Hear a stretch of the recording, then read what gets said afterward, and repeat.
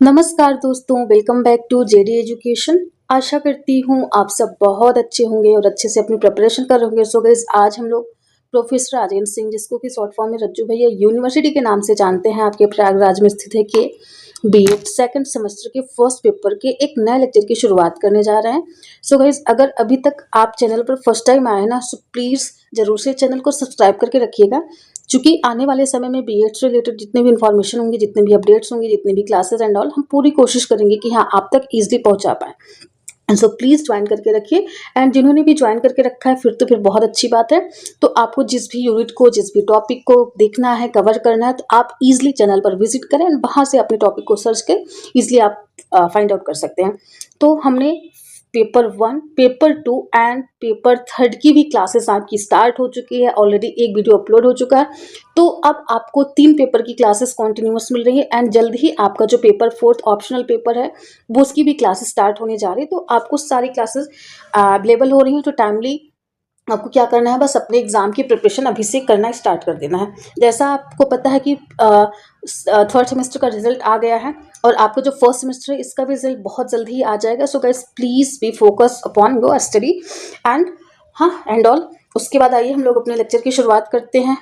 And lecture start करने से पहले want to say thank you all guys, because ना you guys supporting too much. Thank you so much guys, thank you so much for your love, for your support. ऐसे हम लोग एक दूसरे का सपोर्ट करते रहेंगे और आगे बढ़ते रहेंगे। Let's learn together and enjoy learning. ठीक, तो आज का हमारा जो टॉपिक है गाइस, बिल्कुल हम सैडलर कमीशन की बात करने जा रहे हैं। मीन्स सैडलर आयोग जो है आपका, और ये क्यों आया, इसके पीछे आने का रीज़न क्या था, है ना, और इसके चेयरमैन कौन थे। तो बिल्कुल हम इसी की चर्चा करेंगे। बट आइए हम लोग एक बार इसको थोड़ा सा समझ लेते हैं यहीं पे ही, फिर इसका डिस्क्रिप्टिव पूरी एनालिसिस हम लोग अपने फर्दर जो हमारी स्लाइड्स हैं उसमें करेंगे। तो सबसे पहले इसका जो आयोग था, ये एक क्या था, एजुकेशनल कमीशन, मीन्स एक शैक्षिक आयोग था, है ना। ये एक शैक्षिक आयोग था। ठीक, और ये क्या था, मैं आपको यहाँ पर बस एक ओवरव्यू दे रही हूँ, है ना। एक शैक्षिक आयोग था और इसका जो पूरा नाम था ना गाइज, वो आपका कैलकटा यूनिवर्सिटी, इसको यूनिवर्सिटी COMMISIOL यूनिवर्सिटी कमीशन के नाम से भी जानते हैं। मीन्स इसको सैडलर आयोग प्लस इसको कैलकटा यूनिवर्सिटी कमीशन के नाम से भी हम जानते हैं। और इसका जो टाइम है, ये जो लाइक बना था ना, ये आयोग जो बना था, और इस आयोग के जो अध्यक्ष थे वो आपके कौन थे, उनका जो पूरा नाम था ना, जो इसके अध्यक्ष थे किसके, सैडलर आयोग के, मैं आपको बता देती हूँ लिख के। ये आपके doctor MICHAEL, doctor Michael Sadler, SADLER, है ना। जो सैडलर आयोग ना, इसके जो अध्यक्ष थे कौन थे, डॉक्टर माइकल सैडलर। तो इनका ये पूरा नाम था और यही आपके इसके अध्यक्ष थे। और जो इस आयोग का गठन है ना, वो 1917 में हुआ था। बट इसकी जो रिपोर्ट थी ना, वो 1919 में प्रस्तुत हुई थी। अब इसका क्या मतलब है, जैसे फॉर एग्जांपल हम लोग ग्रेजुएशन लेते हैं ना, आई मीन ग्रेजुएशन करते हैं। तो फॉर एग्जांपल जैसे आपने 2000 में अपना ग्रेजुएशन में एडमिशन लिया, ठीक, या फिर आपने 2020 में अपना एडमिशन लिया, और आपका जो ग्रेजुएशन कंप्लीट होता है वो 2023 में होता है। तो 3 साल बाद ठीक उसी तरीके से इस आयोग को, इसका गठन 1917 में किया गया था, बट इसकी जो रिपोर्ट थी ना, वो 1919 में प्रस्तुत की जाती है। ठीक, अच्छा, इतना लेट रिपोर्ट देने की इसकी क्या रीज़न हो सकता है। चूंकि कोई भी आयोग गठित होता है, कोई भी कमीशन बनता है, तो उस पर सर्वे किया जाता है, उस पर रिसर्च करी जाती है कि क्या डेटा हम इसका जनरलाइजेशन कर सकते हैं, कैसी रिपोर्ट प्रस्तुत करें कि जो सबके हितकर न सबके लिए हितकर हो। तो उसी तरीके से इस आयोग का गठन 1917 में और रिपोर्ट इसकी आपकी 1919 में प्रस्तुत की जाती है। उसके बाद आगे क्या होता है कि इसको लाया क्यों गया था, इसके पीछे का रीज़न क्या था, है ना। तो इसके पीछे कई सारे रीज़न हमें देखने को मिलते हैं। सबसे पहला कि जो कलकत्ता विश्वविद्यालय था ना, उस टाइम पे जो वहाँ की शिक्षा की गुणवत्ता थी, वो धीरे धीरे क्या हो रही थी, गिरती जा रही थी। तो उस गुणवत्ता को बढ़ाने के लिए, मतलब उसे इंक्रीमेंट लाने के लिए इस आयोग का गठन किया गया था। उसके बाद लगा कि सुधार की हमें ज़रूरत होनी चाहिए, तो फिर इसको लाया गया। इसी के साथ जो माध्यमिक शिक्षा थी उसकी भी उपेक्षा करी जा रही थी, है ना। जो मिडिल होता है ना, जो मिडिल एजुकेशन, अच्छा, इसके लिए स्पेसिफिक मुदलियार कमीशन आया था, बट इनको भी महसूस हुआ कि नहीं हमें इस पे काम करना चाहिए, तो इस तरीके से उन्होंने दिया। फिर और बहुत सारे क्या कहते हैं रीज़न थे, जैसे आपका 1854 में जो वो डिस्पैच आया था ना, वो पुराना हो चुका था, तो वो शिक्षा की नीति में कुछ बदलाव करना चाहते थे, इसकी वजह से भी लाए थे। फिर उसके बाद राष्ट्रीय चेतना और स्वतंत्रता आंदोलन जो था ना, वो भारतीयों में राष्ट्रीय जागरूकता बढ़ रही थी, तो इससे उन्हें लगता एंड किसे जो जो सैडलर अंकल थे, इनको लगा कि नहीं इससे हम और बेहतर और उपयोगी शिक्षा बना सकते थे, इस वजह से भी। तो ऐसे बहुत सारे उद्देश्य थे, बहुत सारे पॉइंट्स थे जिसकी वजह से लाया गया। तो आगे हम लोग फर्दर क्या करते हैं इसको समझते हैं। बस ये आपको हमने एक प्रॉपर ओवरव्यू दिया कि हाँ इसके पीछे का रीज़न ये था, आया था, और इसके चेयरमैन कौन थे और कब गठित हुआ और इसकी रिपोर्ट सौंपी गई। आइए हम लोग अपने लेक्चर की शुरुआत करते हैं, बट लेक्चर स्टार्ट करने से पहले आप सभी को एक अपडेट देनी है, आपको एक इन्फॉर्मेशन देनी है। जैसा कि आपको इस स्लाइड से पता चल रहा होगा, ये जो थंबनेल है ना, UP BEd 2026 admission update means what, means 2026 और 2028 वाला जो सेशन है आपका 2 साल का, इसके जो फॉर्म है आज गाइस आपका 10th ऑफ Feb है, सो आपके फॉर्म आउट हो चुके हैं। If you guys want to BEd from UP, so you have to fill up your form. आज से ही आपकी जो है वो क्या हो गई है, फॉर्म फिलअप होने स्टार्ट हो गई है फॉर इंट्रेंस एग्जाम। तो आप चाहे झारखंड से हैं, चाहे आप बिहार से हैं, चाहे आप यूपी से हैं, चाहे आप एमपी से हैं, आप दुनिया के किसी भी कोने से हैं, तो अगर आप यूपी से बीएड करना चाहते हैं तो आपके फॉर्म रिलीज हो चुके। और इसमें क्या एज क्राइटेरिया रहेगा, इसमें क्या योग्यता रहनी चाहिए, क्या कितना परसेंट होना चाहिए ग्रेजुएशन में, सारी एक इस पे वीडियो बना करके अपलोड हुई है, हमारे इस चैनल पे ही है, तो आप उसके थ्रू देख सकते हैं। And for more information, for more detail, please join our Telegram channel, है ना, ये हमारा टेलीग्राम चैनल है, प्लीज आप इस पे आपका मोस्ट वेलकम है, ज्वाइन करें। एंड इसी के साथ साथ if you guys want to discussion and want to talk to me, so please join our Telegram group as well. तो इस ग्रुप में बहुत सारे बच्चे जुड़े हैं, वो आपस में डिस्कशन भी कर रहे हैं हमें क्या प्लान करना चाहिए कैसे, तो डेफिनेटली आप यहाँ से। एंड हमारा व्हाट्सएप चैनल भी है, आप इस पे भी ज्वाइन कर सकते हैं, आप इस पे जुड़ सकते हैं। यहाँ पे जितने भी क्लास की नोट्स होती हैं, जो भी इंफॉर्मेशन होती है, जो भी लिंक्स वगैरह, हम यहीं पे बिल्कुल प्रोवाइड करते हैं। So your most welcome. And आपको हमारे यहाँ विजिट करना है तो हमारा जो ऑफिस का एड्रेस है ये आपको बता देते हैं कि जवाहरलाल नेहरू रोड, है ना, ये मैं ऐसे बता देती हूँ, जवाहरलाल नेहरू रोड, अलोपी बाग चुंगी चौराहा, अलोपी बाग प्रयागराज। तो हमारा जो ऑफिस है इसका जो ये प्रॉपर एड्रेस है, अलोपी बाग प्रयागराज में हमारी ऑफिस है, आप आकर के यहाँ पे विजिट कर सकते हैं। And if you guys want to talk on call, so यहाँ पर हमारा 2 नंबर दिए गए हैं, 9919599066 और एक और है 8090656656। तो ये हमारा कॉन्टेक्ट नंबर है, आप बिल्कुल आप इस पे कॉल भी कर सकते हैं। तो हमने आपको सारी इन्फॉर्मेशन दे दी। सो आपको अपने एग्जाम की क्या करना है, सॉरी अपने एग्जाम फॉर्म को फिलअप कर देना है। आइए इसी के साथ हम लोग अपनी क्लास की शुरुआत करते हैं। सबसे पहले हम एक परिचय देखते हैं कि हाँ ये क्या था, कि क्यों हुआ था, क्यों आया था, ये सारी चीज़ों को हम देखते हैं। ठीक, तो the Sadler commission was appointed in 1917 by the British government. मतलब जो सैडलर आयोग था ना, जो सैडलर कमीशन था, इसकी जो नियुक्ति हुई थी वो 1917 में भारत की ब्रिटिश सरकार द्वारा की गई थी। To inquiry into the conditions and problems of Calcutta university, कि जो कलकत्ता यूनिवर्सिटी में हो रहा, जो कलकत्ता विश्वविद्यालय में जो उसकी शिक्षा की गुणवत्ता में गिरावट आ रही थी, उसमें हमें सुधार की जरूरत थी। इस वजह से इस कमीशन को बनाया गया था, इसको फाउंड किया गया था। Although its take was limited to one university, its recommendations influenced by the entire higher education system of India। means what, means कि जो इसका कार्य क्षेत्र था ना वो सीमित था, किसका, जो कलकत्ता यूनिवर्सिटी थी। ये प्राइमरी एजुकेशन की बात नहीं करते हैं, ये लोग आपकी हायर एजुकेशन की बात करते हैं। इसके बावजूद भी क्या होता है, फिर भी जिसकी सिफारिशें होती है ना, उसका जो पूरा का पूरा प्रभाव है वो भारतीय उच्च शिक्षा पर, है ना, हमें देखने को मिलता है। आइए हम लोग बिल्कुल उसी की चर्चा करते हैं कि हाँ क्या है। जैसा कि मैंने आपको ऊपर बताया था कि जो इस कमीशन का जो अपॉइंटमेंट है, जो उनके चेयरमैन थे, जो उनके अध्यक्ष थे, वो कौन थे, तो आपको पता है ईयर ऑफ अपॉइंटमेंट 1917 में था। रिपोर्ट सबमिटेड, मीन्स आपकी जो रिपोर्ट थी वो 1919 में सबमिट करी गई थी। और चेयरमैन थे कौन, आपके सर माइकल अर्नेस्ट सैडलर, ये आपके चेयरमैन थे, ये आपके अध्यक्ष थे। एंड नेचर इसका क्या था, मतलब इस आयोग का जो इसकी प्रकृति थी वो क्या थी कि यूनिवर्सिटी एजुकेशन कमीशन, कि हमें यूनिवर्सिटी में शिक्षा को कैसे और बेहतर हम बना सकते हैं, है ना। इसी वजह से इसको जो आपका ये सैडलर आयोग है ना, इसको और किस नाम से जानते हैं? अगर आपसे एग्जाम में कोई पूछता है या फिर आपसे नॉर्मली कोई पूछता है कि भैया इसको और किस नाम से जानते हैं, तो इसको हम लोग कैलकटा यूनिवर्सिटी कमीशन के नाम से भी जानते हैं। मैं यहाँ पे आपके लिए लिख देती हूँ ताकि आपको याद रहे। CALCUTTA, Calcutta university commission. By the way, if you are guys preparing for NET and PGT वगैरह के एग्जाम जो आप लोग कर रहे हैं, तो उसमें कई बार पूछते हैं कि इसको और किस नाम से जाना जाता है, फिर मैच द फॉलोइंग में आता है। तो बिल्कुल इसको कैलकटा यूनिवर्सिटी कमीशन के भी नाम से जानते हैं।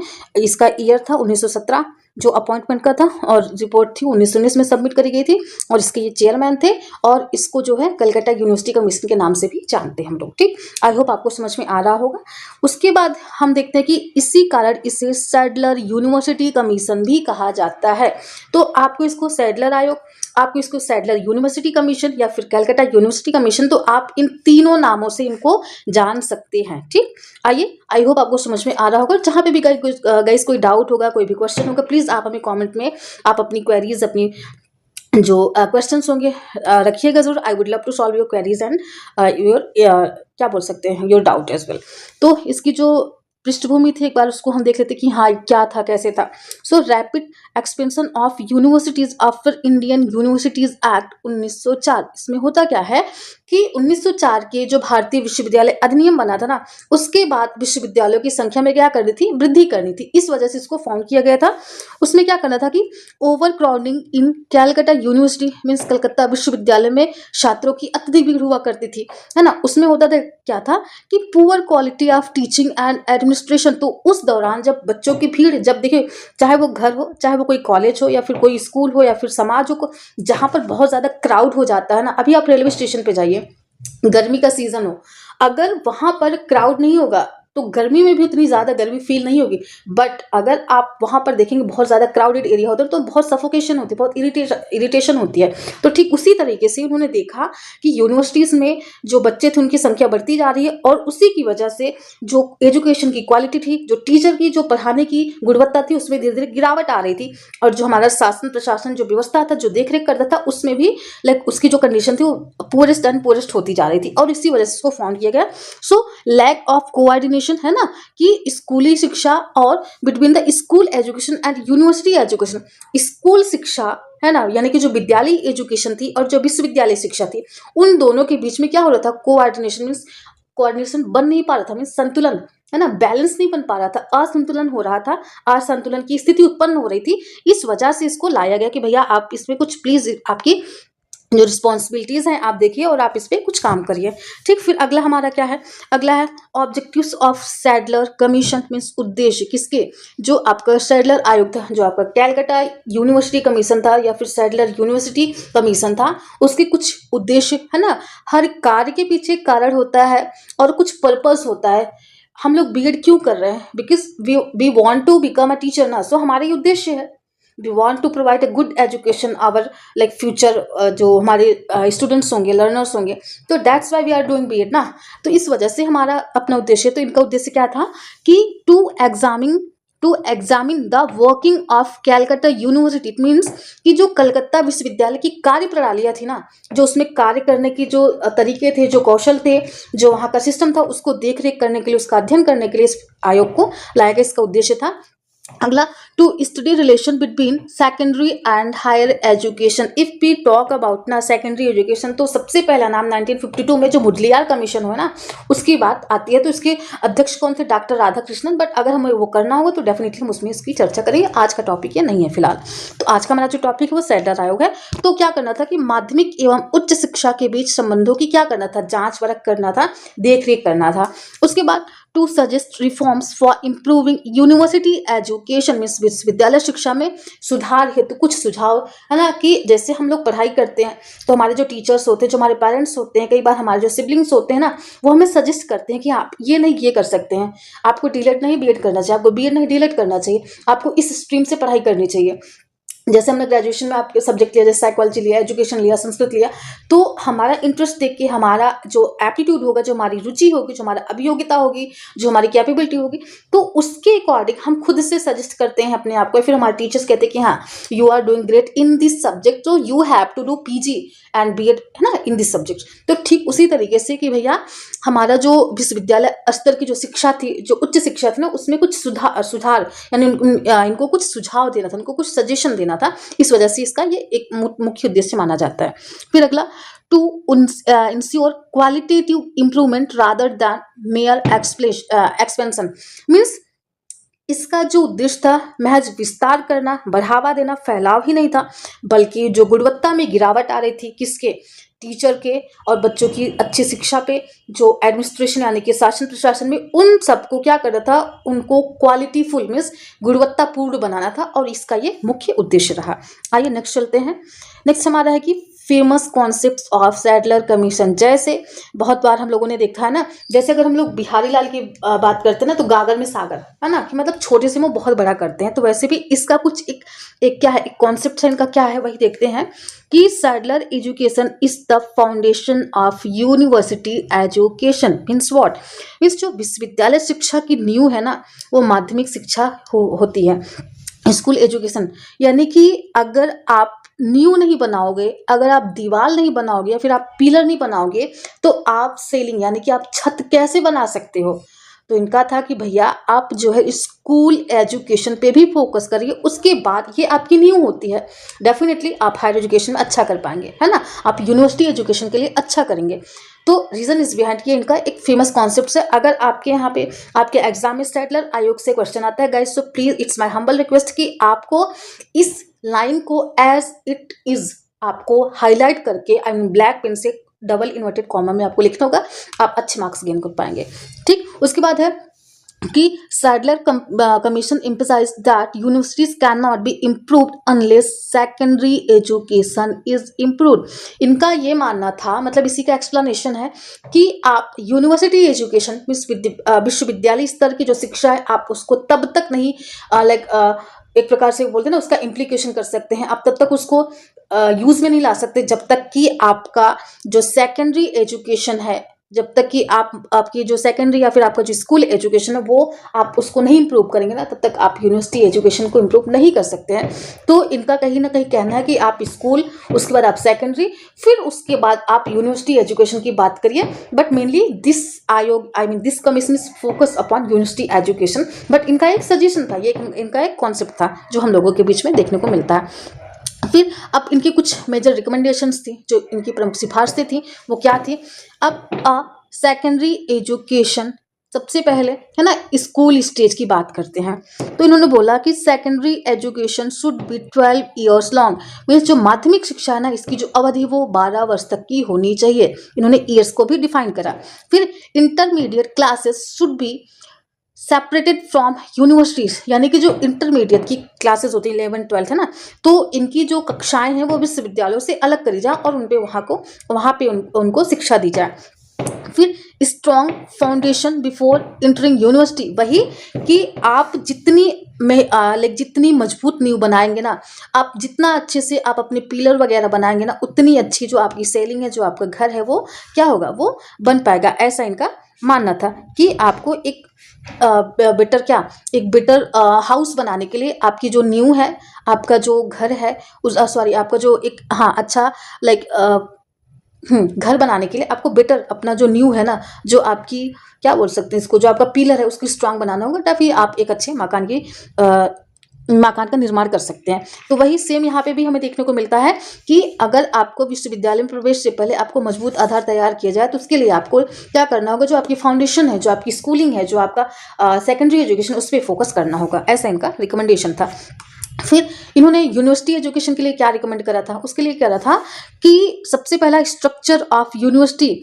अब इन्होंने विश्वविद्यालय की जो संरचना है, जिसका स्ट्रक्चर है, उसके बारे में बात कहते हैं कि universities should focus on higher learning and research, teaching at lower level should be avoided. Means कि जो हमारी विश्वविद्यालय की शिक्षा है ना, उसका ध्यान उच्च अध्ययन और शोध पर होना चाहिए। कि अगर हम यूनिवर्सिटी एजुकेशन पे जा रहे हैं तो उसमें हमारे यहाँ पे हम इतना अवेयर हो जाए कि वहाँ पर रिसर्च वगैरह भी करवाई जाए, वहाँ पर शोध भी करवाया जाए। और हमें है ना, जो एक आपने कॉन्सेप्ट पढ़ा था ना जब हम वैदिक एजुकेशन की बात कर रहे हैं ना, कि चिंतन मनन निदिध्यासन, तो अगर हम निदिध्यासन वाले कॉन्सेप्ट की बात करते हैं ना, तो ये बिल्कुल आपके रिसर्च वाले, कि हम जो सोचे उसको उस पे हम रिसर्च कर सके, उस पे हम चिंतन कर सके, फिर उस पे हम रिफ्लेक्शन करके फिर उसको हम जनरलाइजेशन कर पाए, है ना। तो इस तरीके की शिक्षा होनी चाहिए। इस स्तर की पढ़ाई से विश्वविद्यालय को मुक्त किया जाए। अगर निचले स्तर तक ही करना है तो भैया ऐसी शिक्षा का क्या मतलब है, तो हमें रिसर्च वगैरह को शामिल करना होगा। फिर अगला टीचिंग लर्निंग, कि हमारा जो अधिगम और टीचिंग में शिक्षण है ना, शिक्षण अधिगम वो कैसा होना चाहिए। तो इनका कहना है कि emphasize on tutorial system, importance of seminars, discussion, practical work. Means इनका कहना था कि जो हमारा ट्यूटोरियल वर्क होता है, मीन्स कि पर्सनल गाइड करना, है ना, इस तरीके की शिक्षा का माध्यम होना चाहिए। साथ ही साथ सेमिनार, चर्चा, जो प्रयोगात्मक कार्य होते हैं ना, जो हमारा एक्सपेरिमेंटेशन होता है, उस पर क्या किया जाए, बल दिया जाए या उस पर जोर दिया जाए। फिर इन्होंने करिकुलम के लिए क्या बोला था, फिर क्या डिफाइन करा था, एक बार उसको हम लोग देखते हैं।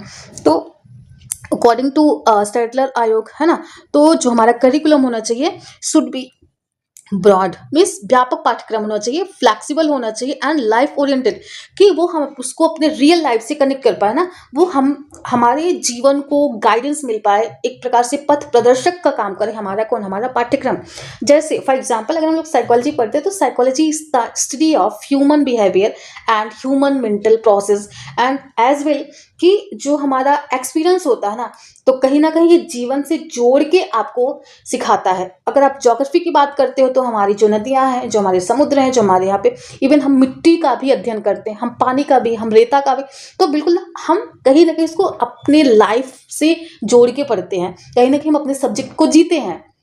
तो बिल्कुल इन्होंने इसी बात को बोला है कि आप लाइफ ओरिएंटेड बनाइए। फिर vocational and professional courses should be included, जैसे कि आपकी यानी P2020 कहती है कि आप शिक्षा तो दीजिए, साथ ही साथ आपका वोकेशन पर यानी कि जो आपका व्यवसाय से रिलेटेड शिक्षा, उस पर मेनली फोकस होना चाहिए।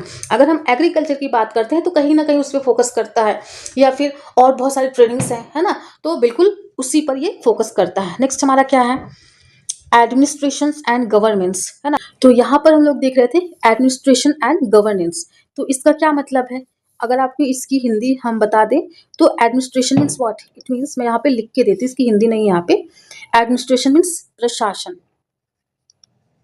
प्रशासन, और वहीं पर गवर्नेंस की बात करते हैं ना, तो ये आपका क्या है, शासन व्यवस्था, शासन व्यवस्था, ठीक। अच्छा, इन दोनों में अंतर क्या है, अगर हम बात करते हैं किसकी, शासन व्यवस्था की, है ना, तो ये क्या करता है कि जैसे कोई भी निर्णय लेने हुआ या फिर कोई नीति को निर्धारित करना हुआ, फिर कोई नीति बनानी हुई ना, उसके लिए शासन करते हैं, इसलिए हम शासन व्यवस्था को फॉलो करते हैं। बट वहीं पर अब अगर हम लोग प्रशासन की बात करते हैं, तो या उन नीतियों को क्रियान्वित करने की प्रक्रिया है, मीन्स जो नीतियां शासन के द्वारा बनाई गई, शासन व्यवस्था के द्वारा जो रूल्स बनाए गए, जो रेगुलेशंस बनाए गए, उसी को फॉलो करवाना, उसी को इम्प्लीमेंटेशन करना, ये आपका एडमिनिस्ट्रेशन का काम है। बस इतना ही आपको इसको जानने की जरूरत नहीं, इससे ज्यादा नहीं, क्योंकि we are not going to research on this topic as well, so only we have to know about कि हम अपना एग्जाम निकाल लें, बस इतना ही हमें करना है।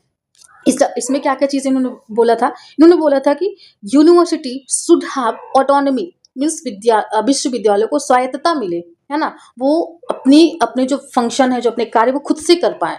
फिर teachers should participate in administration, और जो हमारे यहाँ पे प्रशासन है, जो भी हमारे यहाँ पे शासन व्यवस्था रहेगी, उसमें शिक्षकों की भी भागीदारी होनी चाहिए, कि हम अपने स्कूल की शासन व्यवस्था को कैसे चला सकते हैं, है ना। तो ये सारी चीजें।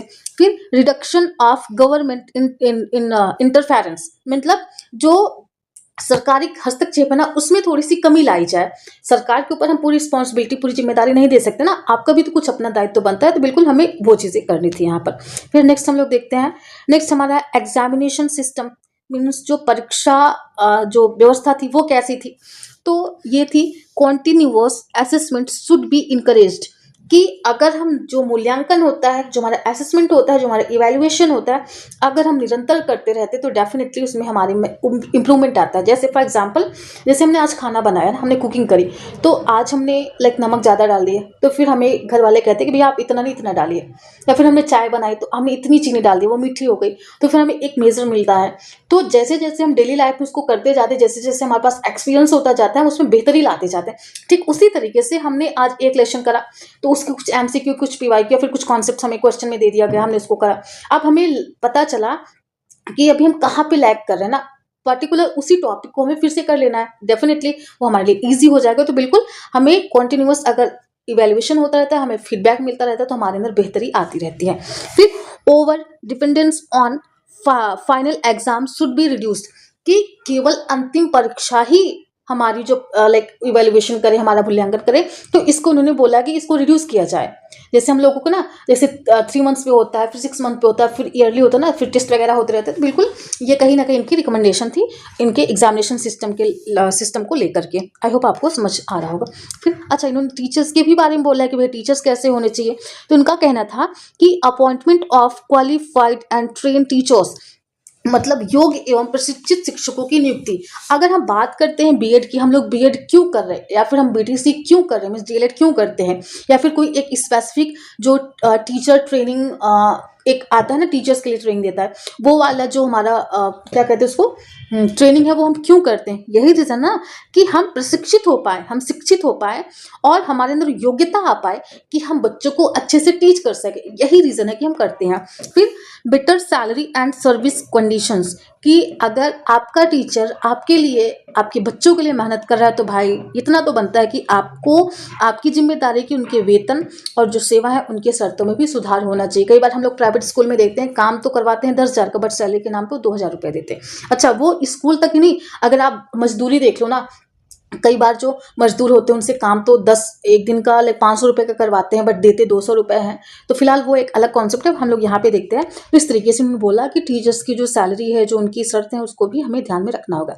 फिर इसके महत्व को अगर हम देखते हैं, तो इम्पोर्टेंस सिग्निफिकेंस, यानी आप इसकी इंपॉर्टेंस या फिर इसका जो सिग्निफिकेंस है, इसका सेटलर आयोग का वो क्या है, कि foundation of modern university reforms in India, means Bharat में एक आधुनिक विश्वविद्यालयों की जो है उनमें सुधार होना चाहिए, उनकी जो नींव है वो पढ़नी चाहिए, कि हम नो डाउट कि हम अपना जो ट्रेडिशन, जो हमारा पारंपरिक जो हमारी लाइक कक्षाएं या फिर जो हमारे विश्वविद्यालय हैं वो, बट उसमें कुछ मॉडर्नलाइजेशन, उसमें कुछ नयापन आ जाए ना, उसमें कुछ क्रिएटिविटी भी हम ऐसा करें, ऐसा कुछ हम नवाचार लाएं जिससे वो मॉडर्नाइजेशन को भी फॉलो कर सके। फिर basis for establishment of intermediate college, means intermediate college की स्थापना का भी आधार होना चाहिए। फिर shift from quantity to quality education, means संख्या में से अधिक गुणवत्ता पर, है ना। जैसे अगर मैं एग्जांपल लेती हूँ अपने पापा की, तो वो कहते हैं कि हमें क्वांटिटी नहीं क्वालिटी पे फोकस करना चाहिए। तो वही चीज़, हमें मात्रा से ज़्यादा हमें अपनी गुणवत्ता पर फोकस करना चाहिए। अगर हमारी गुणवत्ता अच्छी रही, तो डेफिनेटली हमारी जो मात्रात्मकता है, यानी जो हमारी क्वांटिटी है, वो भी इंक्रीज करेगी, है ना। बिल्कुल। तो आइए इसको, कुछ इसकी क्रिटिसिज्म है। देखिए भाई, एक जो सत्यता है, कोई भी इंसान, कोई भी समुदाय, कोई भी नेशन, कोई भी कास्ट, या फिर कोई भी ऐसा कॉन्सेप्ट अपने आप में क्या होता है, वो 100% परफेक्ट नहीं होता। जैसे अगर मैं बात करती हूँ साइकोलॉजी की ना, तो वहाँ पर एक कॉन्सेप्ट आता है, मुझे उनका नाम शायद अगर मैं करेक्ट हूँ तो कार्ल पॉपर है ना, उनका जो नाम है साइकोलॉजिस्ट का। उन्होंने बोला था कि एक थ्योरी को जब तक उसको खंडित नहीं किया जाए, तो फिर वो एक्चुअल थ्योरी है ही नहीं है। अगर थ्योरी को बना दो और वो रखी रहे, तो भैया यानी कि उसको कोई पढ़ने वाला नहीं है, और अगर कोई पढ़ेगा तो डेफिनेटली उसके अगेंस्ट एक दूसरी थ्योरी आएगी ही आएगी। मतलब फाल्सिफाइबिलिटी होनी चाहिए, उसके बाद उसमें कोलैबोरेशन होना चाहिए ना। उन्होंने ऐसे 2-3 स्टेजेस बताई थी कि भैया, तो उसी तरीके से हर आयोग के पीछे कुछ ना कुछ उसमें क्रिटिसिज्म भी होता है ना। तो बिल्कुल वही हम देखते हैं कि focused mainly on Calcutta university, इन्होंने हर बार कलकत्ता की बात करी थी, तो वही इनका कहना है कि मुख्य रूप से कलकत्ता विश्वविद्यालय तक ही सीमित रहा। फिर इम्प्लीमेंटेशन वॉज स्लो, कि जो इसकी सिफारिशें थी, इनका जो क्रियान्वयन था, जो इनको लाइक जनरलाइज करना था, वो बहुत स्लो यानी कि बहुत धीमी गति से चल रहा था। And ignored mass education to some extent, मतलब कि जन शिक्षा पर अपेक्षाकृत कम ध्यान दिया गया था। कहाँ पर? इस सैडलर आयोग में, इस सैडलर कमीशन में, या फिर सैडलर यूनिवर्सिटी कमीशन, या फिर कैलकाटा यूनिवर्सिटी कमीशन 1917 से 1919। बिल्कुल, ये इसकी ऐसे 2-3 सीमाएं भी बताई गई थी। अगर आपका क्वेश्चन लॉन्ग आंसर टाइप का आता है तो डेफिनेटली आपको ये सारे पॉइंट्स लिखने हैं and you will get good marks in your exam. अब हम लोग इसकी इवैल्यूएशन करते हैं, है ना, इसका मूल्यांकन भी करना जरूरी है।